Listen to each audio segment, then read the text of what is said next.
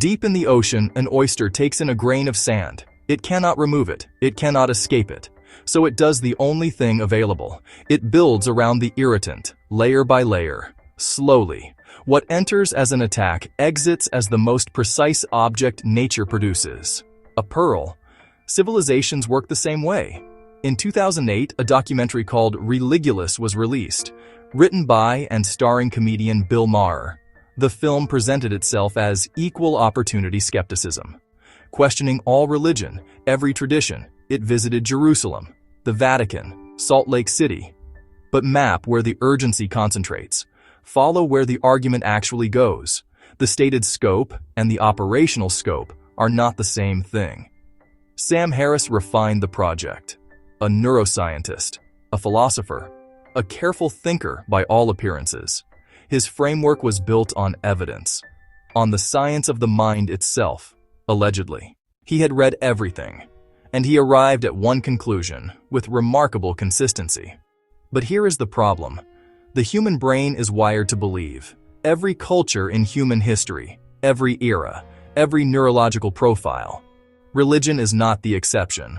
It is the output of the system operating at full capacity, across generations, across continents. A neuroscientist who concludes belief is malfunction has missed the primary finding, or has his own agenda. Harris will concede the wiring. He accepts that transcendence is real, that meditation is documentable, but he rejects the content the wiring produces. The God, the covenant, the community, the ritual. These are not rituals designed for the afterlife. They are engineering for the living, for the body that wakes up every morning and ages. Performing namaz alone, 5 times daily salah. It's controlled breathing, requires precise physical movement, prostration that increases cerebral blood flow, memorization of text from childhood maintained across a lifetime. In an aging brain, that is not devotion. That is resistance training for memory. The neuroscience of Alzheimer's prevention points consistently in one direction. Cognitive load, repetition, meaningful pattern. Islam installed all three 14 centuries ago. Harris champions meditation, cold exposure, journaling, cognitive maintenance. He built a career on the science of self-optimization. The tradition he dismisses contains the most comprehensive daily optimization protocol ever designed. He simply cannot see it through the wrapper he decided to reject. That is like accepting music while rejecting every instrument ever made. Now apply the methodology honestly. Follow the evidence to every address. Harris says Islam is the motherlode of bad ideas. The tradition Harris rarely examines with equal urgency is explicitly tribal, ethno-religiously bounded. Its own texts describe a chosen people, a hereditary distinction, a covenant of blood. A hereditary distinction unchecked by duty has a documented destination. The 20th century ran that experiment. At scale. We know the address. The covenant architecture had internal breaks, prophetic critique, obligation, accountability running both directions. Remove those breaks. Add Darwinian fitness as the legitimizing principle. You have not produced something new. You have produced something the world has already seen. Islam made a different move. Any human being, any origin, any ancestry. The door is open. A genuine methodology applied consistently would notice this asymmetry. Harris does not apply it consistently. The analysis, as if scripted, always stops just short of the tradition most proximate to the capital layer he operates within. Remove the supernatural, keep the chosenness. This is what secular Darwinian frameworks produce. Now it is not covenant, it is fitness. Not obligation, it is optimization. The chosen are answerable to nothing above them, because there is nothing above them.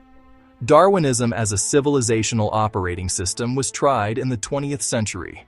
We know its output, at least the supernatural chosenness at its most honest, carries a burden and a responsibility.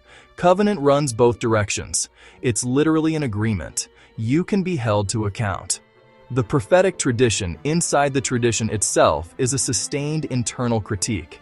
Isaiah is not congratulating anyone. Why hasn't an alleged neuroscientist noticed? No ultimate accountability. Differential human fitness.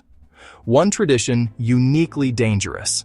That is a coherent worldview, with a legible destination, considerably darker than anything attributed to Islam. Meanwhile, 5 times each day, a practice reinstalls a single orientation. Not self-congratulation, not confirmation of fitness. The opposite. Alhamdulillah. All praise belongs to the source. What I have was given. I am its custodian, not its owner. Every genuine utterance is a small demolition of the ownership claim. At civilizational scale, across generations, this compounds into different institutions. Different economics. You have seen the leave a penny tray at a convenience store counter. A spontaneous gesture. Someone leaves something for whoever needs it next. Anonymous. No transaction. No debt. The Sadaka Tasha is that impulse carved in stone. At civilizational scale. 7 centuries ago. The giver never sees the receiver. The receiver never sees the giver. Not charity. Not a social program. Dignity preservation. A civilization that asked not only how to feed people, but how to feed them without breaking something in them. The Darwinian framework has no equivalent mechanism. Nothing prevents the accumulation from becoming total. So why would a framework with no dignity architecture, no accumulation break, no duty to the stranger, why would it need to suppress the one that has all 3? One thing is for sure. They did not set out to strengthen what they attacked. That was never the plan. The platform, the publishing infrastructure, the neuroscience credential, all pointed in one direction. But they miscalculated the depth of what they were pressing against. A tradition carrying 14 centuries of accumulated refinement, legal architecture, scientific method, economic ethics, riba prohibition at scale, wealth distribution outside state control, solidarity that does not route through Western finance, the Ummah as a transnational network. That is what requires suppression, not the theology, the financial immune system. The pressure produced the translation movement, the hospital, the algebra, the caravanserai, a generation now articulating with precision what the tradition does and why it works. The oyster does not know it is making a pearl. It is simply responding to pressure with everything it has. Today, the pressure is producing something else. Precision, articulation, a tradition knowing itself more clearly.